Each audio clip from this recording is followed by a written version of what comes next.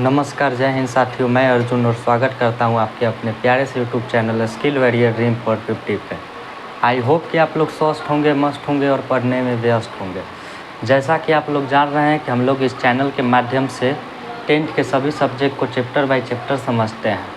तो आज हम लोग हिंदी व्याकरण को स्टार्ट करने जा रहे हैं। हिंदी व्याकरण में पार्ट 1 पार्ट 2 आप लोगों को दे दिया गया था। आज पार्ट 3 होने वाला है।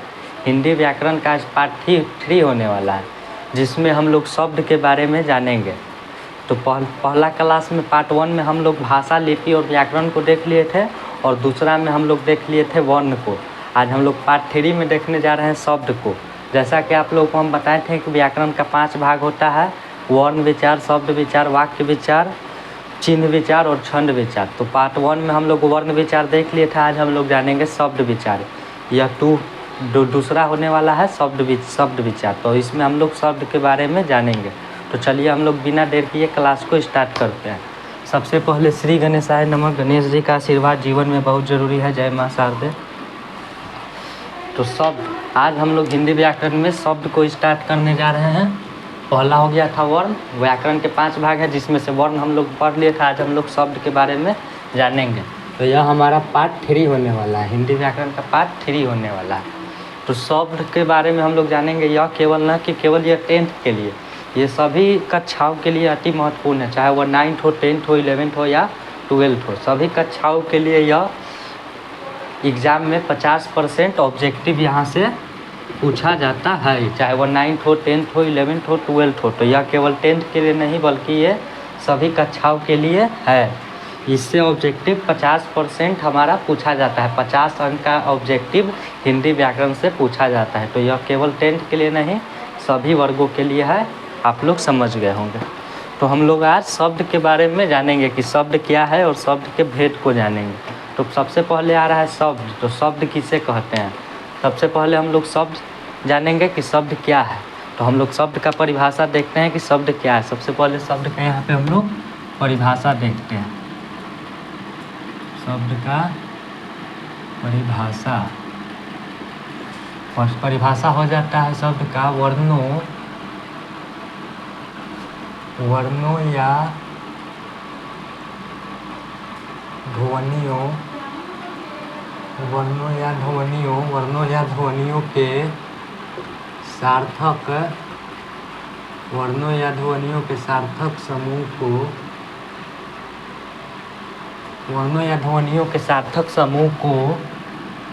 या ध्वनियों के सार्थक समूह को शब्द कहते हैं।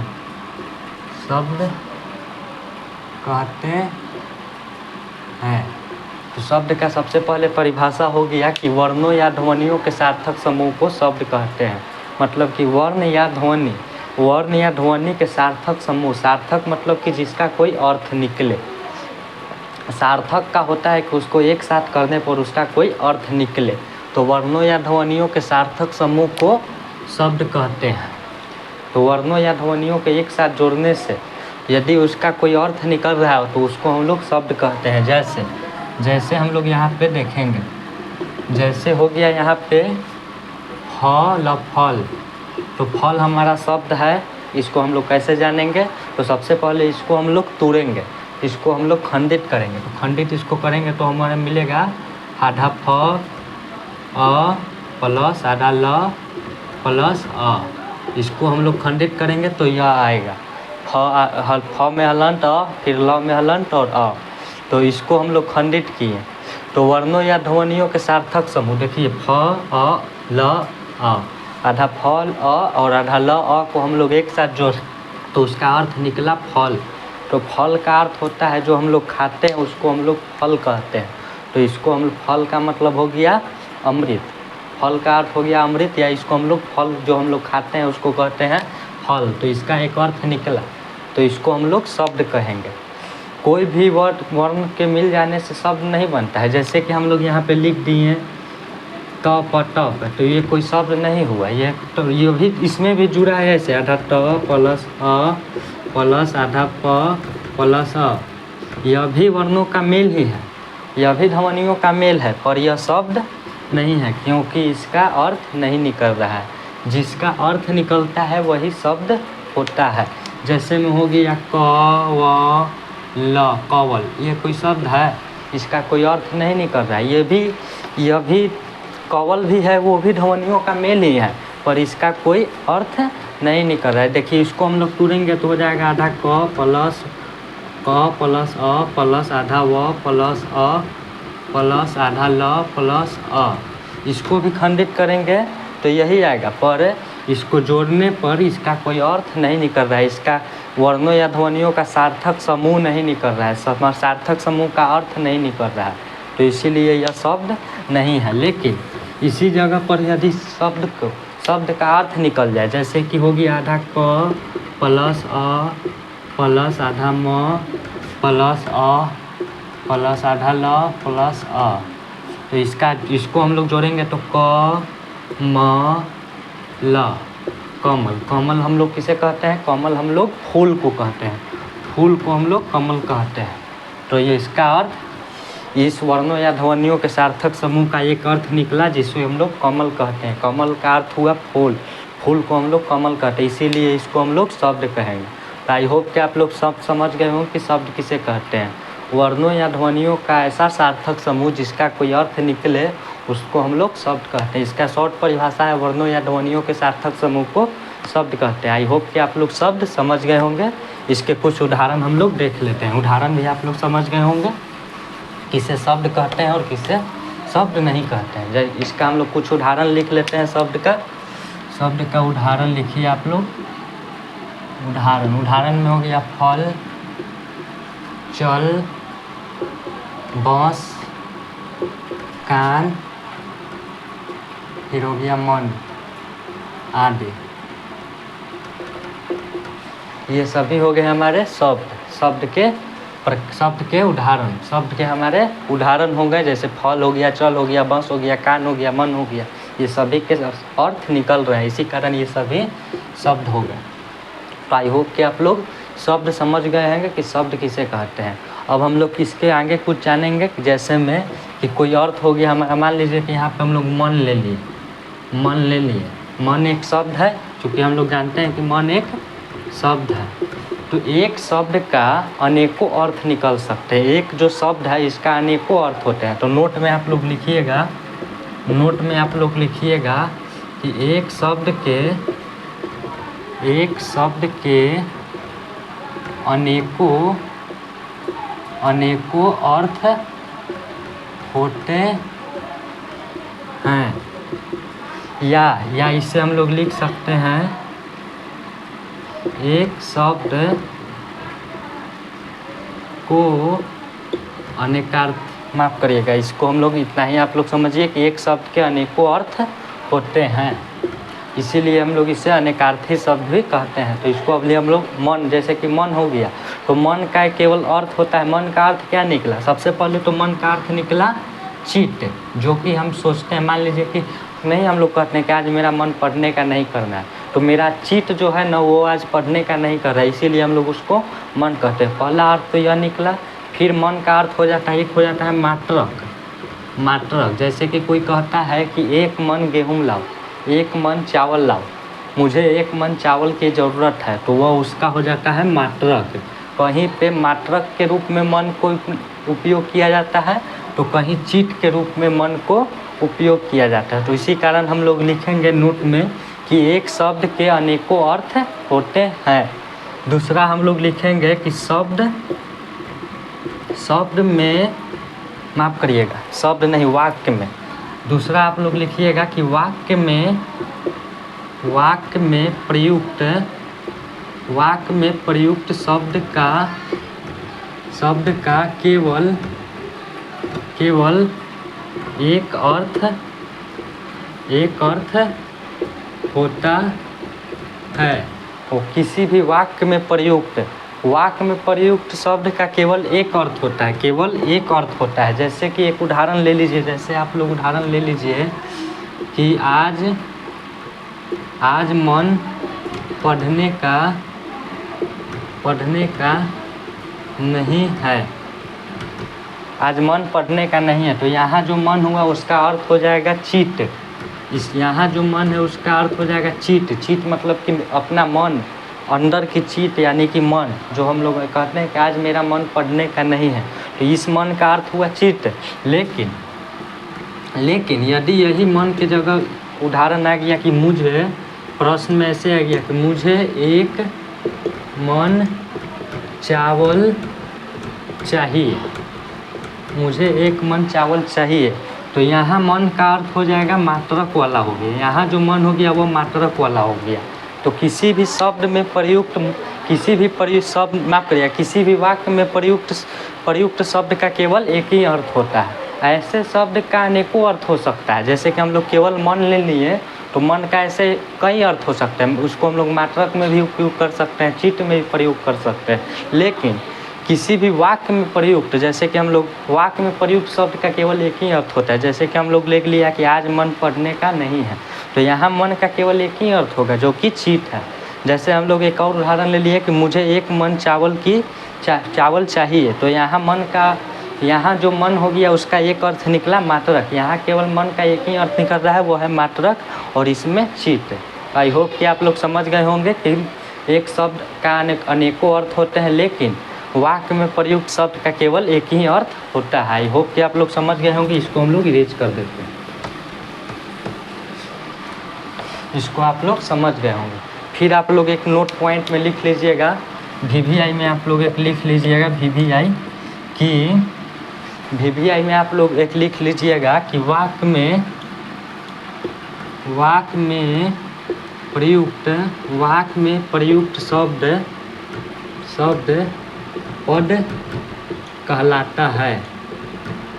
कोई पूछ देगा कि शब्द किसे, पद, माफ करिएगा, कोई पूछ दे कि पद किसे कहते हैं, पद, तो वाक्य में प्रयुक्त शब्द पद कहलाता है। जैसे यहाँ पे आप लोग लिखिएगा कि राम आम खाता है, यह हो गया एक वाक्य। इसमें यह हो गया एक वाक्य कि राम आम खाता है। तो इसमें जो राम हो गया, आम हो गया, खाता हो गया, ये सभी शब्द हैं। तो शब्दों के सार्थक समूह को पद कहते हैं। माफ करिएगा, शब्द में प्रयुक्त, जैसे कि यहाँ पे जो आम हो गया, इसको हम लोग पद कहेंगे। पद क्यों कहेंगे? मान लीजिए कि कोई पूछ दे कि यहाँ पे आम क्या है, तो यहाँ पे आम जो हो गया वो हमारा पद हो गया। पद हो गया क्योंकि यह वाक्य में प्रयुक्त है। ऐसे कहीं पे आम लिखा हो तो यह हो गया शब्द। लेकिन यदि इसको हम लोग वाक्य में प्रयुक्त कर दे तो इसको हम लोग पद कहते हैं। तो आई होप कि आप लोग समझ गए होंगे शब्द और पद में क्या अंतर है। यदि केवल वर्णों का सार्थक समूह हो और वो अकेले हो तो उसको हम लोग शब्द कहेंगे। लेकिन उसी शब्द को हम लोग वाक्य में प्रयुक्त कर दे कि राम आम खाता है, तो उसको हम लोग कहेंगे पद। तो आई होप कि आप लोग समझ गए होंगे कि पद किसे कहते हैं। वाक्य में प्रयुक्त शब्द को पद कहते हैं। तो इतना आप लोग लिख लीजिएगा। आई होप कि आप लोग समझ गए होंगे कि शब्द किसे कहते हैं। शब्द का उदाहरण आप लोग समझ लिए। फिर आप लोग देख लिए कि एक शब्द के अनेकों अर्थ होते हैं। वाक्य में प्रयुक्त शब्द का केवल एक ही अर्थ होता है। फिर एक आप लोग भी पॉइंट लिख लीजिएगा कि पद किसे कहते हैं। वाक्य में प्रयुक्त शब्द को पद कहते हैं। तो आई होप कि आप लोग इतना समझ गए होंगे। अब हम लोग इसके आगे चलते हैं। इसके आगे हम लोग शब्द के प्रकार को समझेंगे। तो इसको हम सबसे पहले इरेज करते हैं, माफ करिएगा।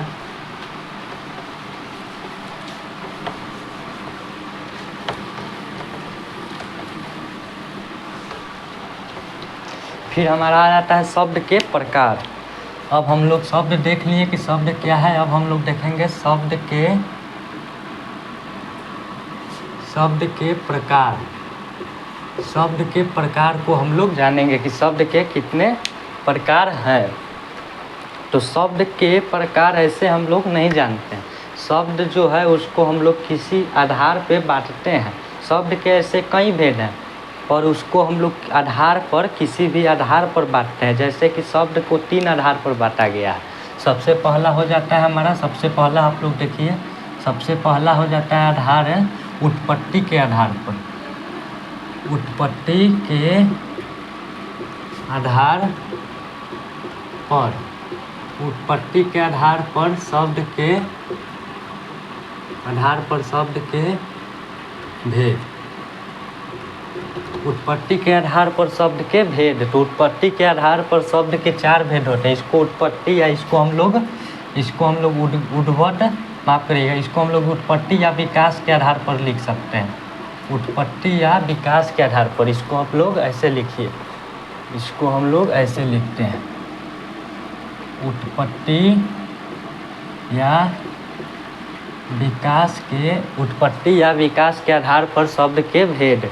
उत्पत्ति या विकास, उत्पत्ति मतलब कि वो जो शब्द है उसका उत्पत्ति कैसे होता है, उसका विकास कहाँ से हुआ, उसके आधार पर शब्द के कितने प्रकार हैं उसको हम लोग जानेंगे कि उत्पत्ति के आधार पर शब्द के कितने प्रकार हैं। तो उत्पत्ति के आधार पर शब्द के 4 प्रकार हैं। कौन कौन है? पहला हो जाता है आपका तत्सम,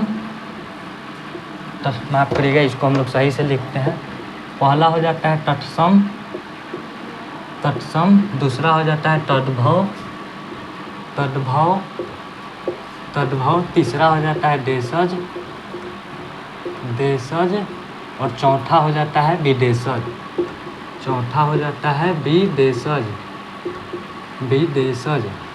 तो उत्पत्ति के आधार पर शब्द के 4 प्रकार है। पहला होता है तत्सम, दूसरा होता है तद्भव, तीसरा होता है देशज और चौथा हो जाता है विदेशज। उत्पत्ति क्या है? किसी शब्द का उत्पत्ति कहाँ से हुआ, उसका विकास कहाँ से हुआ, उसके आधार पर शब्द के 4 प्रकार है। तत्सम है, तद्भव है, देशज है, विदेशज है। इसको अभी हम लोग जानेंगे। इसके पहले अभी और हम लोग जान लेते हैं कि कितने आधार पर है। फिर एक दूसरा आधार आता है, रचना या बनावट के आधार पर। रचना या बनावट के आधार पर शब्द के भेद। रचना या बनावट के आधार पर शब्द के भेद। रचना या बनावट, रचना मतलब कि किसी शब्द का रचना कैसे हुआ है, किसी शब्द का बनावट कैसे हुआ है, उस आधार पर शब्द के कितने भेद हैं उसको हम लोग जानेंगे।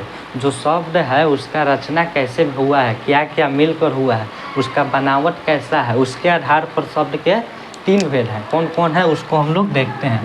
पहला हो जाता है रूढ़, शब्द, दूसरा हो जाता है यौगिक शब्द, और तीसरा हो जाता है यौगरूढ़ शब्द। तो रचना या बनावट के आधार पर किसी शब्द का रचना कैसे हुआ है उसके आधार पर शब्द के 3 भेद हैं। पहला होता है रूढ़, दूसरा होता है यौगिक और तीसरा हो जाता है यौगरूढ़। तो ये दोनों आप लोग समझ गए होंगे। फिर एक तीसरा आधार होता है। तीसरा आधार क्या होता है? तीसरा आधार होता है रूपांतरण के आधार पर। रूपांतरण के आधार पर शब्द के भेद। रूपांतरण मतलब होता है बदलना। रूपांतर का अर्थ हो जाता है बदलना। तो बदलने के आधार पर किसी शब्द का रूपांतरण मतलब कि किसी शब्द का बदलाव के आधार पर शब्द के कितने प्रकार हैं। तो रूपांतरण के आधार पर शब्द के 2 प्रकार हैं। कौन कौन है उसको हम लोग यहाँ देखेंगे। पहला हो जाता है विकारी शब्द और दूसरा हो जाता है अविकारी शब्द। अविकारी शब्द। तो पहला हो गया विकारी शब्द और दूसरा हो गया अविकारी शब्द। तो आई होप कि आप लोग समझ गए होंगे कि शब्द के प्रकार ऐसे हम लोग नहीं बांटते हैं, उसको हम लोग कई आधार पर बांटते हैं। सबसे पहला होता है उत्पत्ति या उद्गम या विकास के आधार पर। उत्पत्ति, उद्गम या विकास के आधार पर शब्द के 4 प्रकार हैं। पहला तत्सम है, दूसरा देशज है, दूसरा तद्भव है, तीसरा देशज है और चौथा विदेशज है। फिर आता है रचना या बनावट के आधार पर। किसी शब्द का रचना कैसे हुआ है उसके आधार पर शब्द के 3 प्रकार हैं। पहला रूढ़ है, दूसरा यौगिक है और तीसरा यौगरूढ़ है। फिर आता है रूपांतरण। किसी शब्द का रूपांतरण मतलब किसी शब्द के बदलाव के आधार पर शब्द के रूपांतर के आधार पर कितने भेद हैं। तो रूपांतर के आधार पर 2 भेद हैं शब्द के, पहला विकारी और दूसरा अविकारी। तो अब हम लोग इस सब के भेदों के बारे में जानेंगे। सबसे पहले हम लोग तत्सम के बारे में जानेंगे, फिर तद्भव के बारे में जानेंगे, फिर देशज के बारे में जानेंगे, फिर विदेशज के बारे में जानेंगे, फिर रूढ़, यौगिक, यौगरूढ़ के बारे में जानेंगे, फिर विकारी और अविकारी के बारे में जानेंगे। तो इसको हम लोग सबसे पहले इरेज करते हैं। तत्सम, तद्भव, देशज, विदेशज को सबसे पहले हम लोग जानते हैं। तो तो इसको हम लोग अभी इरेज करते हैं, इसको हम लोग आगे अभी देखेंगे। सबसे पहले हम लोग देखते हैं, इतना आप लोग को हम बता दिए उत्पत्ति के या विकास के उत्पत्ति, इसको हम लोग अभी इरेज करते हैं। शब्द के प्रकार को हम लोग देख लिया, अभी हम लोग देखेंगे उत्पत्ति, उद्गम या उत्पत्ति, उद्गम या विकास के आधार पर, विकास के आधार पर शब्द के भेद। उत्पत्ति, उद्गम या विकास के आधार पर शब्द के 4 प्रकार है। पहला होता है तत्सम। तो सबसे पहले हम लोग तत्सम को जानेंगे कि तत्सम क्या है। तत्सम क्या है, सबसे पहले हम तत्सम के परिभाषा को जानेंगे। तो तत्सम का परिभाषा होता है कि हिंदी में संस्कृत के मूल शब्द को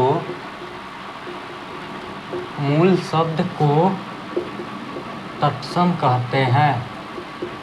तत्सम कहते हैं। तो इसका परिभाषा तो हम लोग जान लिए कि हिंदी में संस्कृत के मूल शब्द को तत्सम कहते हैं। इसको हम लोग समझेंगे कि जैसे कि जब हमारा भाषा होता है हिंदी, तो हिंदी में जो शब्द संस्कृत के होते हैं तो उसको हम लोग तत्सम कहते हैं। जो शब्द संस्कृत के वैसे शब्द जो सीधे हिंदी में प्रयुक्त होते हैं, संस्कृत के मूल शब्द को तत्सम कहते हैं। मतलब कि हमारे बोलचाल के भाषा में संस्कृत के वैसे शब्द जो सीधे हिंदी भाषा में प्रयुक्त होते हैं उसको हम लोग तत्सम कहते हैं। जैसे आप लोग जैसे से समझिएगा, जैसे आप लोग यहाँ पे देखिए, जैसे हो गया आम्र, दूसरा हो गया गज, तीसरा हो गया अश्व, चौथा हो गया कर्ण। तो इसका यह हो गया संस्कृत शब्द। आम्र, गज, अश्व, कर्ण ये सभी हो गए संस्कृत के शब्द। और इसके हिंदी शब्द क्या हो गए?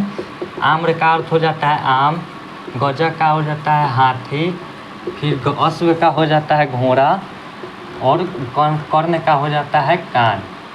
तो ये हो गए हिंदी के, ये हो गए हिंदी शब्द। आम, हाथी, घोड़ा, कान ये सभी हिंदी शब्द हो गए। लेकिन आम्र, गज, अश्व और कर्ण ये शब्द संस्कृत के शब्द हो गए। तो संस्कृत के शब्द को हम लोग तत्सम कहते हैं। वैसे संस्कृत के शब्द जो हिंदी में प्रयुक्त होते हैं उसको हम लोग तत्सम कहते हैं। इसका परिभाषा हो गया कि हिंदी में संस्कृत के मूल शब्द को तत्सम कहते हैं। या इसको आप लोग ऐसे भी लिख सकते हैं, संस्कृत भाषा के वे शब्द जो सीधे हिंदी में प्रयुक्त होते हैं उसको हम लोग तत्सम कहते हैं। तत्सम का ये सभी उदाहरण हो गया। इसको आप लोग उदाहरण में लिख लीजिएगा तत्सम के, आम्र, गज, कर्ण इत्यादि आदि ये सभी हो गए तत्सम के उदाहरण। तो आप लोग तत्सम को, उम्मीद है कि आप लोग तत्सम को समझ गए होंगे कि हिंदी में संस्कृत के मूल शब्द को तत्सम कहते हैं। संस्कृत भाषा के शब्द को तत्सम कहते हैं। सीधा आप लोग याद रखिएगा, जो शब्द संस्कृत में है वो सभी तत्सम है। दूसरा आ जाता है तद्भव। दूसरा आता है तद्भव। तो तद्भव क्या है? सबसे पहले तद्भव के परिभाषा को जानिए। तो तद्भव किसे कहते हैं उसको हम लोग जानेंगे। तद्भव क्या है? तद्भव को आप लोग परिभाषा यहाँ पे देखिए कि तत्सम के बिगड़े रूप को तद्भव कहते हैं। तत्सम के बिगड़े रूप को तद्भव कहते हैं। तत्सम के बिगड़े हुए रूप मतलब कि संस्कृत के बिगड़े हुए रूप है, वैसा शब्द जो संस्कृत से उसका अर्थ हिंदी में आ गया हो, तत्सम के बिगड़े रूप को तद्भव कहते हैं। तत्सम के बिगड़े हुए रूप को तद्भव कहते हैं। जैसे आप लोग यहाँ पे समझिएगा, जैसे या इसका दूसरा परिभाषा हो सकता है कि संस्कृत से हिंदी में बने शब्द को तद्भव कहते हैं। संस्कृत भाषा के शब्द के हिंदी अर्थ को तद्भव कहते हैं। जैसे आप लोग देखिएगा, जैसे हो गया आम, आग,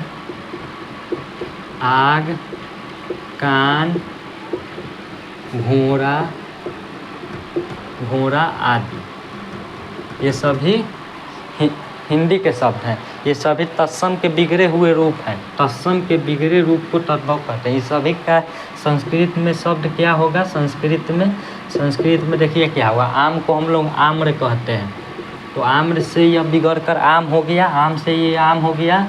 दूसरा आग को हम लोग संस्कृत में तत्सम कहते हैं, तत्सम में हम लोग अग्नि कहते हैं, माफ़ करिएगा, अग्नि कहते हैं। फिर हम लोग कान को संस्कृत में हम लोग कर्ण कहते हैं, तो कर्ण से बिगड़ कर यह कान हो गया। घोड़ा को हम लोग संस्कृत में घोटक कहते हैं, तो घोटक से बिगड़ कर यह घोड़ा हो गया। तो तत्सम के बिगड़े रूप को तद्भव कहते हैं। सीधा आप लोग याद रखिएगा कि हिंदी भाषा के शब्द को हम लोग तत्सम कहते हैं। जो साफ साफ हिंदी में लिखा हो उसको हम लोग तद्भव कहते हैं, या इसका परिभाषा है कि तत्सम के बिगड़े रूप को तद्भव कहते हैं।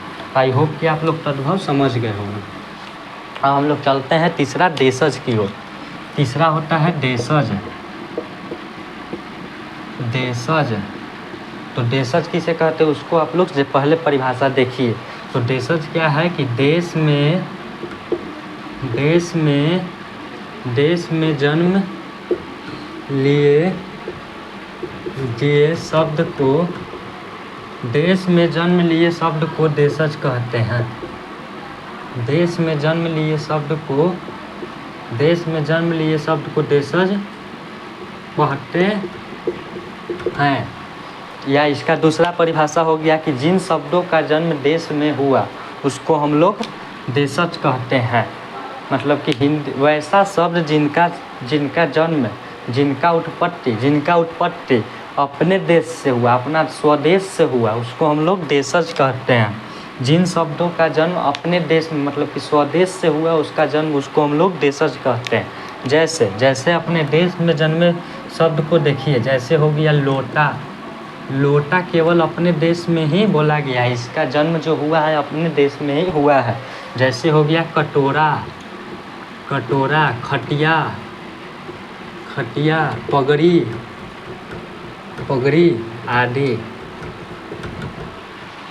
जैसे में लोटा हो गया, कटोरा हो गया, खटिया हो गया, पगड़ी हो गया, इन सभी शब्दों का जन्म अपने स्वदेश में हुआ है। स्वदेश में इन शब्दों की उत्पत्ति, इन शब्दों का विकास, इन शब्दों का उद्गम अपने देश में हुआ है। इसी कारण इसको हम लोग देशज कहते हैं। जिन शब्दों का जन्म स्वदेश में हुआ हो उन शब्दों को देशज कहते हैं।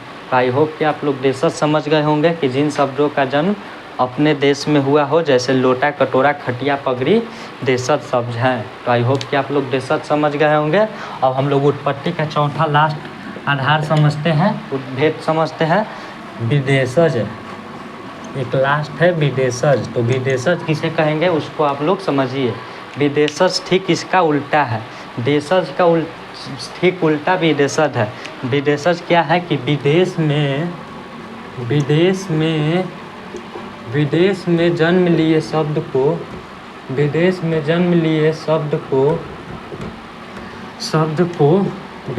कहते हैं। विदेशज कहते हैं जिन शब्दों का जन्म विदेश में हुआ लेकिन उसको हम लोग हिंदी में बोलते हैं। जिन शब्दों का जन्म विदेश में हुआ लेकिन उसका हम लोग हिंदी में उपयोग करते हैं, उन शब्दों को विदेशज कहते हैं। जैसे कि जिन शब्दों का अपना देश में जन्म हुआ लेकिन उसको हम लोग अपने बोलचाल के भाषा में उपयोग करते हैं, उसको हम लोग देशज कहते हैं। ठीक उसी प्रकार जिन शब्दों का जन्म विदेश में हुआ, जिन शब्दों का उत्पत्ति विदेश में हुआ, जिन शब्दों का उद्गम या विकास विदेश में हुआ, विदेश मतलब कि प्रदेश, दूसरा देश में हुआ, और उसको हम लोग अपने बोलचाल की भाषा में उपयोग करते हैं, उसको हम लोग विदेशज कहते हैं। जैसे आप लोग देखिएगा, जैसे यहाँ पे आप लोग देखिएगा, जैसे हो जाएगा डॉक्टर। डॉक्टर जो है विदेश का शब्द है, डॉक्टर जो है वो विदेशी भाषा का शब्द है। दूसरा आता है डॉक्टर हो गया, ठीक उसी प्रकार हो जाएगा अपना अस्पताल। अस्पताल हो गया, डॉक्टर हो गया, और कई उदाहरण है। डॉक्टर हो गया, अस्पताल हो गया, फिर आ गया टेबल, फिर आ गया टेबल हो गया, ठीक इसी प्रकार स्कूल हो गया, फिर आदि ऐसे ही जो भी शब्द विदेशी हो, जैसे हो गया डॉक्टर हो गया, अस्पताल हो गया, टेबल हो गया, स्कूल हो गया, ये सभी विदेशी भाषा के शब्द हैं। डॉक्टर को हम लोग अंग्रेजी में भी डॉक्टर लिखते हैं और हिंदी में भी डॉक्टर लिखते हैं। स्कूल को हम लोग अंग्रेजी में भी स्कूल लिखते हैं और हिंदी में भी स्कूल लिखते हैं। इन शब्दों का जो जन्म है वो विदेश में हुआ, इसी कारण इन शब्दों को हम लोग विदेशज कहते हैं। तो आई होप कि आप लोग उत्पत्ति, उद्गम और विकास के आधार पर तत्सम, तद्भव और देशज विदेशज को समझ गए होंगे। उत्पत्ति, उद्गम और विकास के आधार पर शब्द के 4 प्रकार हैं, तत्सम, तद्भव, देशज, विदेशज। आई होप कि आप लोग तत्सम को समझ गए होंगे कि हिंदी में संस्कृत के मूल शब्द को तत्सम कहते हैं। तद्भव आप लोग समझ गए होंगे कि तत्सम के बिगड़े हुए रूप को तद्भव कहते हैं। देशज समझ गए होंगे कि देश, जिन शब्दों का जन्म देश में हुआ उसको हम लोग देशज कहते हैं। और विदेशज समझ गए होंगे कि जिन शब्दों का जन्म विदेश में हुआ और उसको हम लोग हिंदी भाषा में उपयोग करते हैं उसको हम लोग विदेशज कहते हैं। आई होप कि आप लोग उत्पत्ति के आधार पर समझ गए। और हम लोग चलते हैं रचना या बनावट के आधार पर। इसको हम लोग सबसे पहले इरेज करते हैं।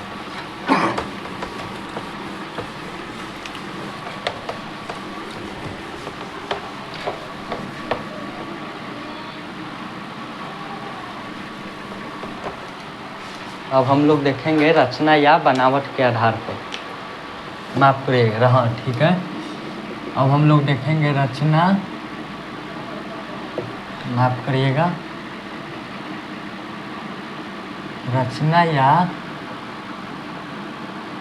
रचना या बनावट के आधार पर शब्द के भेद। रचना या बनावट, रचना मतलब कि कौन सा शब्द का कैसे रचना हुआ, उसका बनावट कैसा है। बनावट के आधार पर शब्द के प्रकार। तो बनावट के आधार पर शब्द के प्रकार आप लोग को हम बता दिए हैं कि 3 हैं।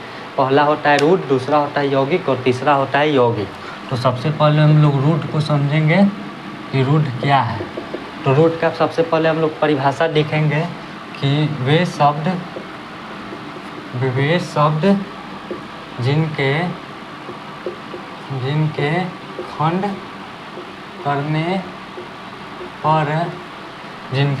करने पर कोई अर्थ न निकले।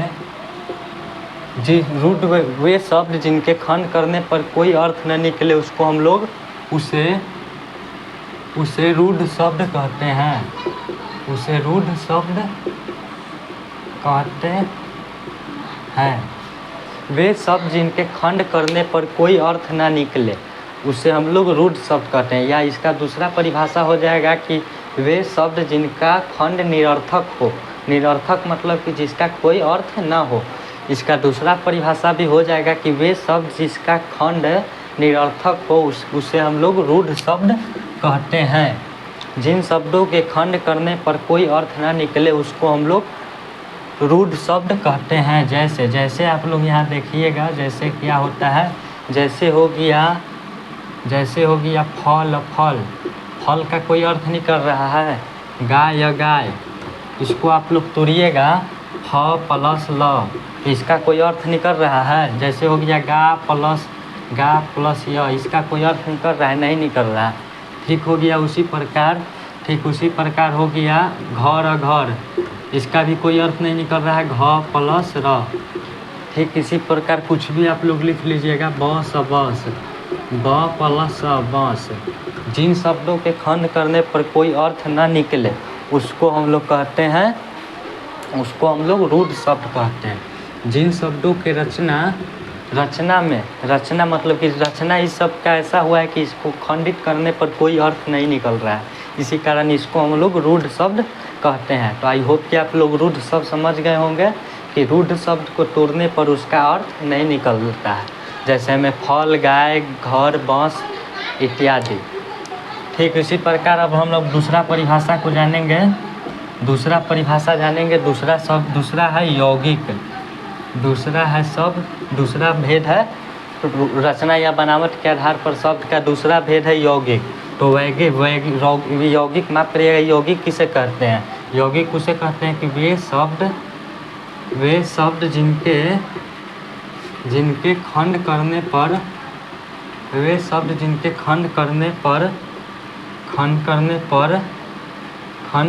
पर कोई अर्थ निकले उन्हें उसे यौगिक शब्द कहते हैं। उसे यौगिक शब्द कहते हैं। उसे यौगिक शब्द कहते हैं। वे शब्द जिनके खंड करने पर कोई अर्थ निकले, वैसा शब्द जिसे खंड करने पर, उसे तोड़ने पर उसका कोई अर्थ निकले, उसको हम लोग यौगिक शब्द कहते हैं। या इसका दूसरा परिभाषा भी हो सकता है कि वैसे शब्द जिनके खंड सार्थक हो, उसे हम लोग यौगिक शब्द कहते हैं। जिसका खंड सार्थक हो, सार्थक का होता है अर्थ, उसका कोई अर्थ निकले, जिसका खंड सार्थक हो उसे हम लोग यौगिक कहते हैं। जिसका खंड निरर्थक हो उसको हम लोग रूढ़ शब्द कहते हैं। तो जिसका खंड सार्थक हो उसे यौगिक कहते हैं। जिसका कोई अर्थ, खंड करने पर कोई अर्थ निकले, उसको हम लोग यौगिक कहते हैं। जैसे आप लोग यहाँ समझिएगा, जैसे हो गया रसोई घर, ठीक उसी प्रकार हो गया मकान वाला, ठीक उसी प्रकार हो गया विद्यालय, फिर उसी प्रकार हो गया दही वाला आदि। इसको हम लोग तोड़ेंगे तो क्या हो जाएगा, रसोई घर। तो रसोई घर को तोड़ेंगे तो इसका अर्थ निकलेगा रसोई के लिए घर। ठीक उसी प्रकार मकान वाला को तोड़ेंगे तो मकान वाला मतलब कि मकान का जो मालिक है उसे हम लोग मकान वाला कहते हैं। विद्यालय, विद्या प्लस आलय, विद्यालय को तोड़ेंगे तो विद्या प्लस आलय, तो इसका अर्थ हो जाता है विद्या के लिए आलय, जिसको हम लोग विद्यालय कहते हैं। ठीक उसी प्रकार हो जाएगा चिकित्सालय, चिकित्सा के लिए आलय। जैसे हो गया चिकित्सालय को हम लोग तोड़ेंगे तो हो जाएगा चिकित्सा के लिए आलय, चिकित्सा प्लस आलय, तो इसका भी अर्थ हो गया चिकित्सा के लिए आलय। तो इसको हम लोग खंड किए तो इसका अर्थ निकल रहा है, इसी कारण इसको हम लोग यौगिक शब्द कहेंगे। तो आई होप कि आप लोग यौगिक शब्द समझ गए होंगे कि यौगिक शब्द किसे कहते हैं। जिन शब्दों के खंड करने पर कोई अर्थ निकले उसको हम लोग यौगिक शब्द कहते हैं। उसके उदाहरण हो गए ये सभी, विद्यालय, चिकित्सालय, रसोई घर, मकान वाला, दही वाला, ये सभी हो गए यौगिक के उदाहरण। फिर तीसरा हम लोग चलते हैं, तीसरा हो जाता है यौगरूढ़। अब हम लोग जानेंगे कि यौगरूढ़ किसे कहते हैं। माफ़ करिएगा। अब हम लोग जानेंगे यौगरूढ़ का परिभाषा हम लोग जानेंगे कि वे शब्द जो समान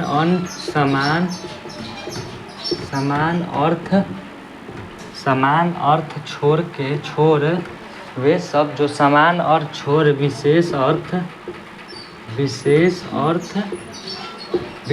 अर्थ ग्रहण करते हैं उसे यौगरूढ़ शब्द कहते हैं। यौगरूढ़ का परिभाषा हो गया कि वे शब्द जो समान और छोड़ विशेष अर्थ ग्रहण करते हैं, मतलब कि वैसा शब्द जिसका कोई समान अर्थ नहीं निकलता, उसका एक अलग ही अर्थ निकलता, उसका एक विशेष अर्थ निकलता हो, उसको हम लोग यौगरूढ़ शब्द कहते हैं। मतलब कि वैसा शब्द जिसका सामान्य कोई अर्थ नहीं निकले, जैसे कि कोई शब्द हो गया उसका कोई सामान्य अर्थ नहीं निकल रहा है लेकिन उसका एक विशेष अर्थ है, उसका एक अलग अर्थ निकलता हो, उसको हम लोग यौगरूढ़ कहते हैं। जैसे आप लोग देखिएगा, जैसे हो जाता है, जैसे आ जाता है लंबोदर, जैसे आ जाता है नीलकंठ, जैसे हो गया नीलकंठ, जैसे हो गया वीणा पानी, जैसे हो गया वीणा पानी, जैसे हो गया गजानन, जैसे हो गया लंबोदर, फिर हो गया दशानन, तो ये सभी आदि। तो इन सबों का कोई समान अर्थ नहीं है। लंबोदर क्या है, लंबोदर का कोई समान अर्थ नहीं है, लेकिन लंबोदर का जो अर्थ होता है, लंबोदर हम लोग गणेश जी को कहते हैं। लंबोदर हम लोग गणेश जी को कहते हैं, इसका एक विशेष अर्थ है। यदि हम लंबोदर बोलें तो इसका मतलब है कि हम लोग गणेश जी को याद कर रहे हैं। जैसे हम लोग नीलकंठ बोलें तो नीलकंठ का एक कोई अर्थ नहीं है, लेकिन नीलकंठ यदि हम लोग बोल रहे हैं तो हम लोग प्रभु शंकर को याद कर रहे हैं, मतलब कि महादेव को याद कर रहे होंगे। नीलकंठ का अर्थ होता है, नीलकंठ हम लोग शंकर भगवान को कहते हैं। ठीक उसी प्रकार वीणा पानी हम लोग माँ सरस्वती को कहते हैं, और दशानन हम लोग रावण को कहते हैं। तो आई होप कि आप लोग रचना या बनावट के आधार पर शब्द के प्रकार समझ गए होंगे। रूढ़, यौगिक और योग रूढ़। रूढ़ किसे कहते हैं? जिनका शब्द, जिसका खंड निरर्थक हो, जिसका कोई अर्थ ना निकले, जिसका खंड करने पर कोई अर्थ ना निकले उसको हम लोग रूढ़ कहते हैं। जिसका खंड करने पर कोई अर्थ निकले उसको हम लोग यौगिक कहते हैं। और जो शब्द समान अर्थ छोड़ विशेष अर्थ को ग्रहण करता है उसको हम लोग योगरूढ़ कहते हैं। तो आई होप कि आप लोग यौगिक, योगरूढ़ और रूढ़ शब्द को समझ गए होंगे। तो अब हम लोग चलते हैं इसके आगे।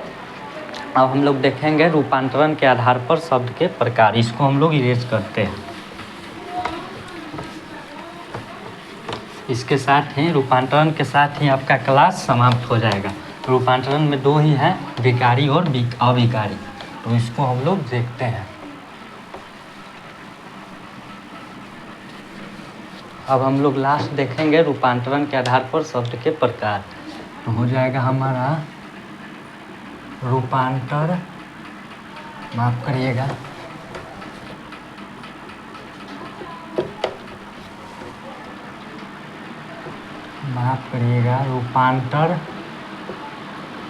रूपांतर के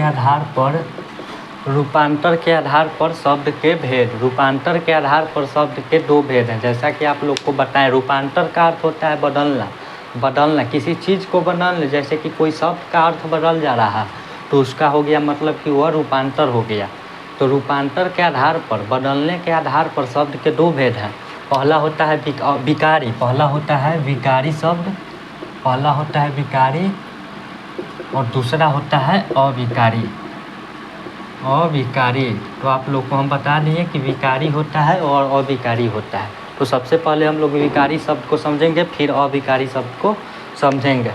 तो विकारी शब्द किसे कहते हैं? विकारी शब्द किसे कहते हैं? जिसका जो शब्द लिंग, वचन और कारक के अनुसार बदलते हो। विकारी वैसे शब्द को कहते हैं जो लिंग, वचन और कारक के अनुसार बदलते हों। जैसे हो जाता है हमारा संज्ञा, इसमें आ जाता है हमारा 4 संज्ञा, सर्वनाम,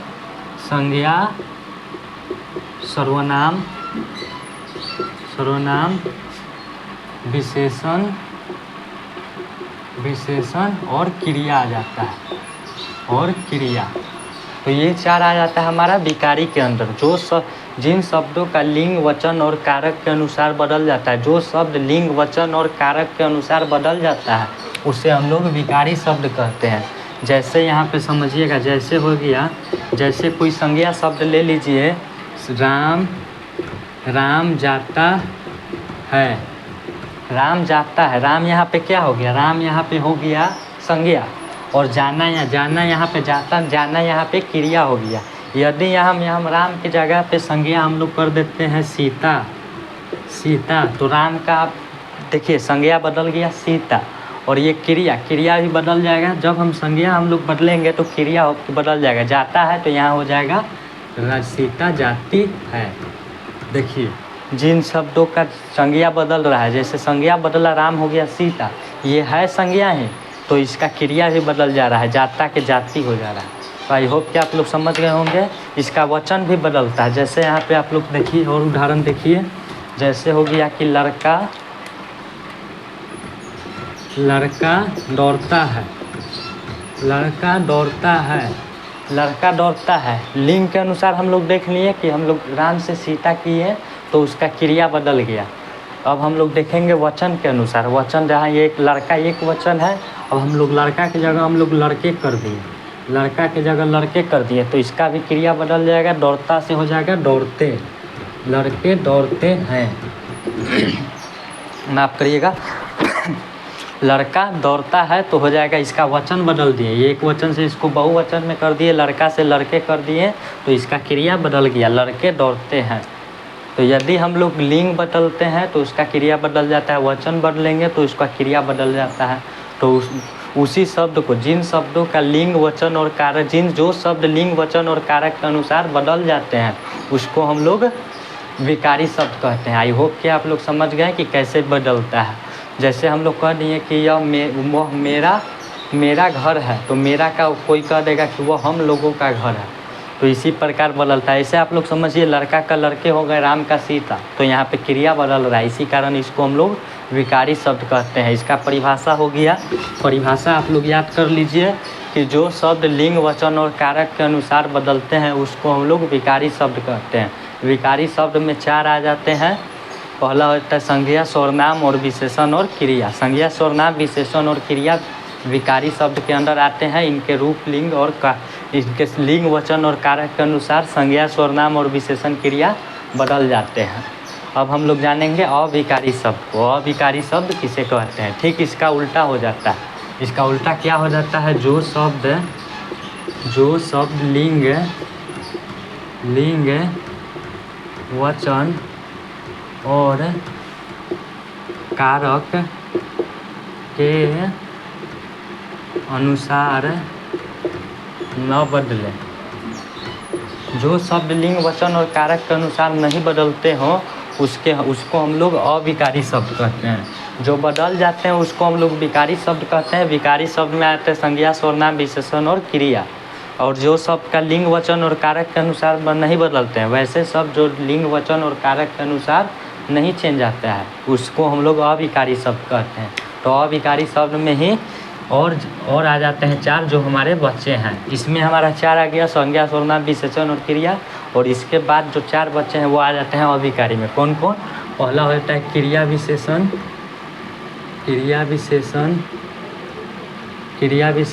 दूसरा आ जाता है संबंधवाचक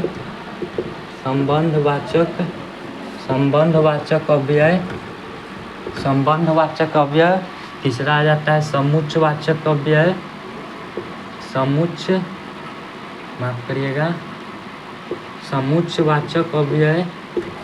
समुच्चवाचक अव्यय।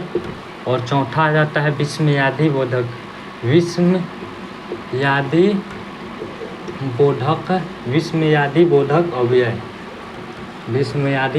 अव्यय।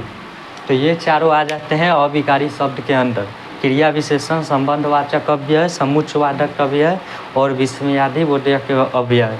इन सभी शब्दों का लिंग वचन और कारक के अनुसार कोई चेंजिंग नहीं आता है, लेकिन विकारी शब्द में लिंग वचन और कारक के अनुसार चेंज हो जाता है, वो बदल जाते हैं। तो आई होप कि आप लोग रूपांतर के आधार पर शब्द के प्रकार को समझ गए होंगे। पहला होता है विकारी में लिंग वचन और कारक के अनुसार शब्द बदल जाते हैं। इसमें इसके 4 आ जाते हैं। इसमें संज्ञा, सर्वनाम, विशेषण और क्रिया आ जाते हैं विकारी के अंदर। और अविकारी जिनके लिंग वचन और कारक के अनुसार नहीं बदलते हैं, इसमें भी 4 आ जाते हैं, क्रिया विशेषण, संबंधवाचक, समुच्चवाचक और विस्मयादि बोधक। तो इसके साथ ही आपका ये शब्द का प्रकार, शब्द का आधार पर पहले तो हम लोग देख लिए उत्पत्ति, उद्भव और विकास के आधार पर, फिर हम लोग देख लिए रचना या बनावट के आधार पर, फिर हम लोग देख लिए रूपांतर के आधार पर। इसी के साथ आपका सब पूरा कंप्लीट होता है। तो इसको हम लोग इरेज करते हैं।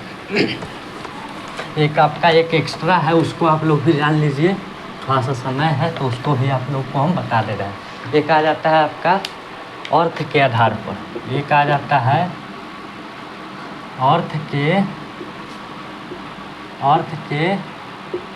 आधार पर शब्द के भेद। अर्थ के आधार पर शब्द के भेद। तो अर्थ के आधार पर शब्द के 2 भेद हैं।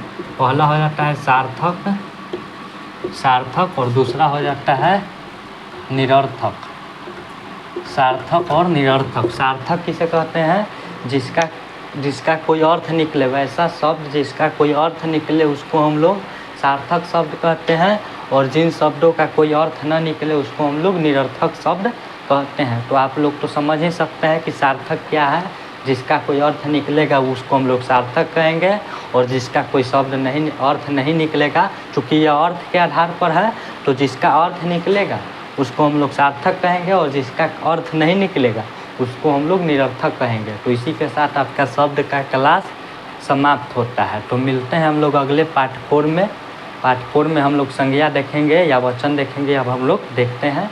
तो मिलते हैं अगले पार्ट में, पार्ट 4 में। तब तक के लिए आप लोग पढ़ते रहिए, हंसते रहिए, मुस्कुराते रहिए। धन्यवाद।